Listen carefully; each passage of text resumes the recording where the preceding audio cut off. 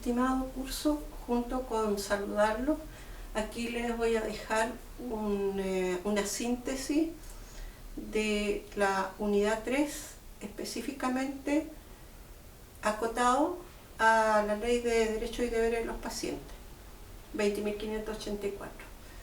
En el entendido que en el video anterior ya hice una síntesis de las unidades 1 y 2.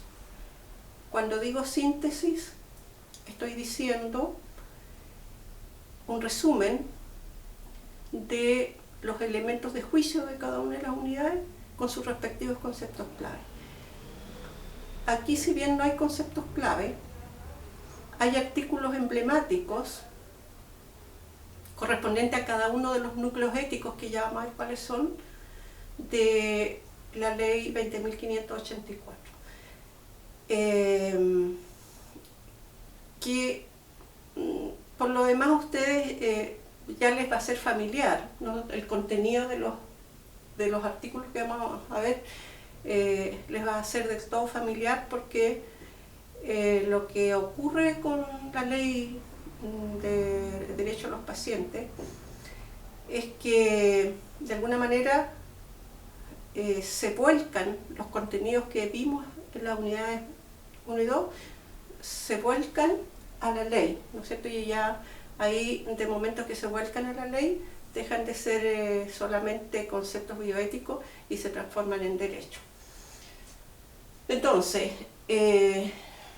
la ley es relativamente nueva, entra en vigencia en octubre del 2012, y el objetivo declarado de la ley es humanizar la salud.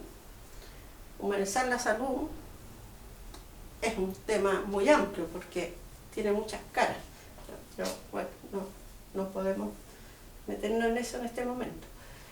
Ahora, en ese objetivo de humanizar la salud, la ley dice que, más bien dicho, en la historia de la ley se señalan 10 principios éticos inspiradores de la ley, ¿no es cierto? Para humanizar la salud, entonces, se va a basar en 10 principios éticos que son inspiradores de la ley. Ahora, esos principios éticos inspiradores de la ley, ¿qué contienen? Contiene una síntesis de estos elementos de juicio. Contiene una síntesis del principialismo, de los derechos humanos, de los fundamentos de la dignidad humana, de la ética dialógica y de una variada normativa internacional. ¿Ya? Ahora, ¿cuáles son esos 10 principios éticos? Los voy a leer para que ustedes tengan una noción, aunque no podamos introducirnos en cada uno de ellos porque razones de tiempo. Se los leo al menos. Esos principios 10 principios éticos inspiradores son los siguientes. 1. Dignidad de las personas. 2. Autonomía de las personas en su atención en salud. 3. Derecho de las personas a decidir informadamente. 4. Respeto a los menores de edad. 5. Respeto de las personas en situación de salud terminal. 6. Respeto de la autonomía frente a la investigación científica. 7. Respeto por las personas con discapacidad psíquica e intelectual. 8. Confidencialidad de la información en salud. 9. Reconocimiento al derecho a la participación ciudadana en salud. 10. Marco legal para la tutela ética de los servicios asistenciales. Ahora, si uno toma uno por uno esos principios inspiradores, nos vamos a dar cuenta que los podemos colocar dentro de alguno, o ellos pertenecen uno por uno dentro de alguno de estos dos núcleos éticos. Entonces, los dos núcleos éticos de la ley, ¿cuáles son? Dignidad y autonomía. ¿Ya? Esos son los dos núcleos éticos que, por así decir, transversalizan toda la ley. Ahora, ¿qué vamos a hacer nosotros? Vamos a tomar algunos artículos emblemáticos de cada uno de los núcleos éticos, porque no podemos meternos a estudiar la ley completa, necesitaríamos un semestre o más. Entonces, por eso digo que vamos a tomar artículos emblemáticos, y ustedes en esos artículos emblemáticos van a ir reconociendo elementos de juicio que ya estudiamos en la unidad 1 y en la unidad 2. Entonces, primer núcleo ético, dignidad, respeto a la dignidad de los pacientes. ¿Cuáles son los artículos emblemáticos que tomamos acá para profundizar en ese núcleo ético? El artículo 5, que habla de trato digno al paciente, ¿no? Dignidad, trato digno al paciente, y el artículo 16, acá, 16, que habla de muerte digna, ¿ya? Entonces, y después vamos a ver el otro núcleo ético. Detengámonos brevemente en el artículo 5, trato digno. Yo voy a leer rápidamente el artículo para que sepamos de qué estamos hablando. Después ustedes, si desean, lo pueden profundizar en su casa. A ver, el artículo 5 dice entonces: en su atención de salud, las personas tienen derecho a recibir un trato digno y respetuoso en todo momento y en cualquier circunstancia. Aquí ustedes van a ver cómo van apareciendo los elementos de juicio que nosotros ya estudiamos. Por ejemplo, aquí cuando dice las personas tienen derecho a recibir un trato digno y respetuoso en todo momento y en cualquier circunstancia, obviamente que está fundamentándose esto en el fundamento ontológico. En consecuencia, los prestadores deberán, es decir, lo que viene a continuación es lo que la ley considera un trato digno, entonces. En consecuencia, los prestadores deberán: a. velar porque se utilice un lenguaje adecuado e inteligible durante la atención. Cuidar que las personas que adolezcan de alguna discapacidad, no tengan dominio del idioma castellano o solo lo tengan en forma parcial, puedan recibir la información necesaria y comprensible por intermedio de un funcionario del establecimiento si existiere, o con apoyo de un tercero que sea designado por la persona atendida. B. Velar porque se adopten actitudes que se ajusten a las normas de cortesía y amabilidad generalmente aceptadas y porque las personas atendidas sean tratadas y llamadas por su nombre. C. Llama la atención eso, ¿no? De que tenga que haber una ley que estipule que los profesionales de la salud deben llamar a los pacientes por su nombre. C. Respetar y proteger la vida privada y la honra de las personas durante su atención de salud. En especial, se deberá asegurar estos derechos en relación con la toma de fotografías, grabaciones o filmaciones, cualquiera que sea su fin o uso. Aquí entonces, en este pedacito que leí del artículo 5, que no lo leí completo, encontramos un sinfín de elementos de juicio que ustedes ya conocen. Está el fundamento ontológico, está la ética dialógica, cuando está hablando de que se utilice un lenguaje adecuado e inteligible durante la atención, y cuando está diciendo que si la persona no comprende el idioma o por la razón que sea, entonces que haya un tercero que lo ayude. Eso es considerar al paciente como un interlocutor válido, preocuparse de que efectivamente comprenda lo que le estoy diciendo. Aparece el concepto de paciente moral, aparece el concepto de confidencialidad, de intimidad observacional. En fin, hay un sinfín de elementos de juicio. De consentimiento informado aparece también. ¿Ya? Entonces, ¿qué considera, bajo ese artículo, qué considera la ley un trato digno? En síntesis, que se le dé una atención respetuosa y amable al paciente, que sea llamado por el nombre, que dé autorización, consentimiento para ser filmado o fotografiado, ¿no? Esas son las formas de un trato digno. Y que exista una intermediación lingüística cuando el paciente no sea capaz de comprender lo que se le está explicando, ¿no? Entonces, esto de acá tiene que ver con el consentimiento informado, con la ética dialógica, también eventualmente con un paciente moral que no pudiera entender bien, ¿no? Y esto de acá tiene que ver con el fundamento ontológico. Esas son las formas que la ley considera un trato digno. En cuanto a el artículo 16, que es el otro artículo relativo a dignidad, que trata de muerte digna,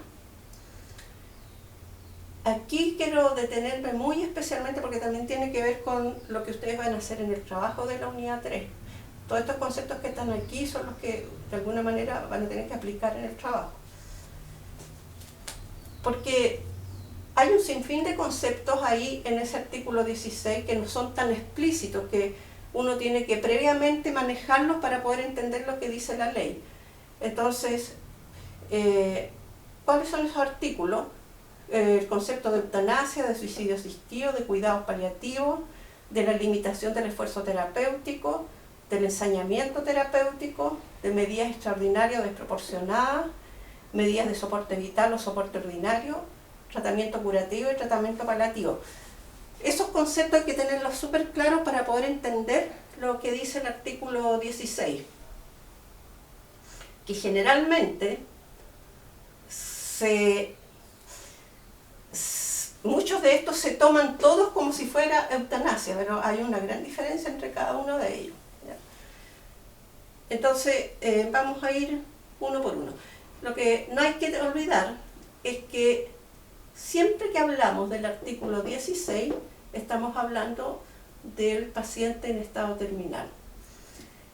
El enfermo común y corriente, las normativas para el enfermo común y corriente están acá, en el artículo 14.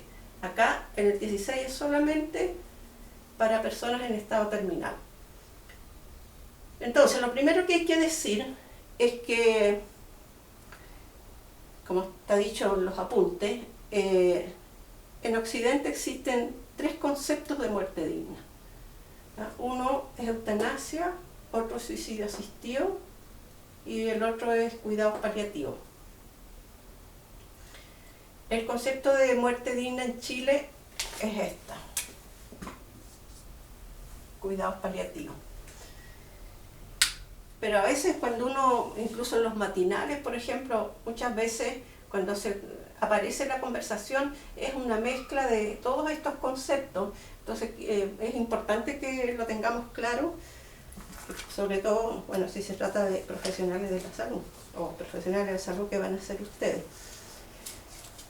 Partamos por el concepto de eutanasia. Eutanasia en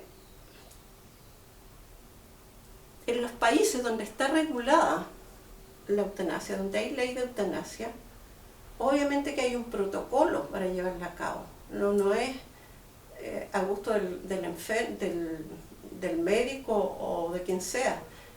Hay que cumplir un protocolo. ¿Y cuáles son los aspectos principales de ese protocolo? Lo primero que hay que entender, que la eutanasia, si hablamos de muerte por eutanasia, se trata de una muerte provocada por un tercero o por una muerte producida por un tercero. Ese tercero que es un médico, ¿ya? Entonces, para diferenciarlo después de suicidio asistido, es la acción directa de un tercero sobre la persona que solicita eutanasia con una inyección letal o la forma que corresponda. Otro aspecto del protocolo es que tiene que realizarse con consentimiento del paciente. El otro aspecto es que este paciente tiene que haberlo solicitado repetidas veces, no solo una vez. Y desde luego solicitarlo con consentimiento informado. Otro aspecto es que se tiene que tratar de enfermos terminales. Terminales que presenten una enfermedad mortal incurable y que padezcan de dolor insufrible y por supuesto que sea un móvil compasivo. Esos son algunos aspectos del protocolo que se debe cumplir cuando hablamos de eutanasia, que en Chile no existe, que hay una ley presentada por Vlado Milosevic que pasó la Comisión de Salud, pero que no sabemos cómo va a transcurrir más adelante. Después, en el suicidio asistido, entonces eutanasia no en Chile, está prohibida por la ley 20.584. Suicidio asistido, si en la eutanasia se provoca o se produce la muerte por un tercero, en el suicidio asistido se autoprovoca la muerte, pero con asesoramiento médico. Ya también, obviamente, en los países donde está regulado hay un protocolo que cumplir. Entonces, se trata de que no confundir el suicidio asistido, médicamente asistido, que suicidios asistidos que podrían ser también, pero no médicamente. Entonces, se trata de que se le proporciona al paciente los medios o los procedimientos necesarios para suicidarse en el momento que el paciente lo considere. Es famosa la película Mar Adentro, donde aparece el protagonista, que es un caso real de suicidio asistido, pero no médicamente, ¿no? Lo asistieron sus amigos. Entonces, por eso digo, hay que diferenciar. Entonces, prohibido también por la ley chilena. En el caso de los cuidados paliativos, sí, ese es el concepto de muerte digna en Chile. Y se trata de, hay que diferenciar tratamiento paliativo de tratamiento curativo, ¿no? Cuando hablamos de cuidado paliativo, estamos diciendo que el objetivo es, siempre con enfermos terminales, el objetivo es brindar alivio al sufrimiento de la persona y brindarle calidad de vida y brindarle bienestar en los últimos momentos de su vida, ¿no?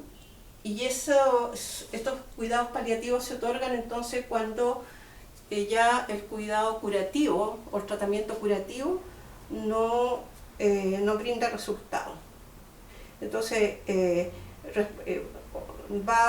tiene como objetivo el control de síntomas, el alivio físico y el alivio espiritual brindado por un equipo multidisciplinario para brindar entonces una muerte digna al paciente. Ese es entonces el concepto de muerte digna en Chile, que aparece en el artículo 16. También en el artículo 16 aparece la limitación del esfuerzo terapéutico. Y muchos también confunden ese concepto con eutanasia. Entonces, la limitación del esfuerzo terapéutico sí está permitido por la ley. ¿Y en qué consiste en concreto? En la posibilidad de no iniciar un tratamiento o suspender un tratamiento que ya estaba en curso. Eso es limitación del esfuerzo terapéutico. No iniciar o suspender un tratamiento cuando hay certeza de que no existen posibilidades ya de recuperación para el paciente. Y eso lo decide el paciente. El paciente, la ley lo faculta para